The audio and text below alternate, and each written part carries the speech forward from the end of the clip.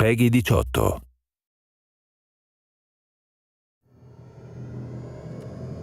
Blowing stuff up and hitting the authority where it hurts.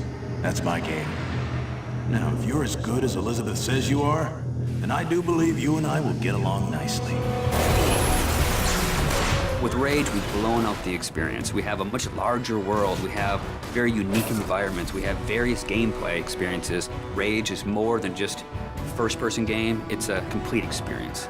We're known for making this straightforward action shooter, and we kept that. But then we added on top of it this deep and meaningful story.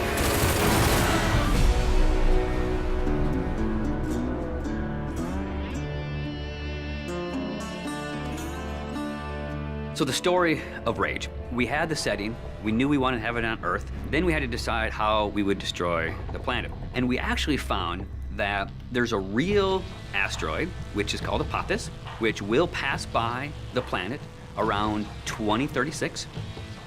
So in the fictional world of Rage, when the governments of the world discovered that Apophis would hit us and destroy most of civilization, they initiated a program called the Eden Project.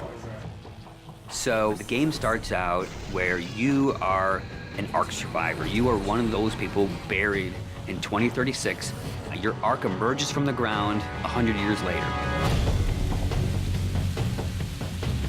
Unfortunately, you're the only one that survives in your Ark. So when you step out, you are alone. And it's this post-apocalyptic world that you rise up in, and it's this twisted version of the reality you used to know, and you really don't know what to expect. Current position unknown. There's mutants and there's bandits, and there's groups of settlers trying to survive. You people are only trouble. Now be on your way. The world has moved on, and it has its own thing going. We don't give the character a name or a face that's unique to the story. We want the player to jump in and actually add his own identity into that character. So when you step out of your Ark in Rage, you have no idea what your role in the bigger conflict will be. At first, all you are worried about is surviving. And you team up with some settlers, and you're doing some odd jobs. So here's what I need you to do.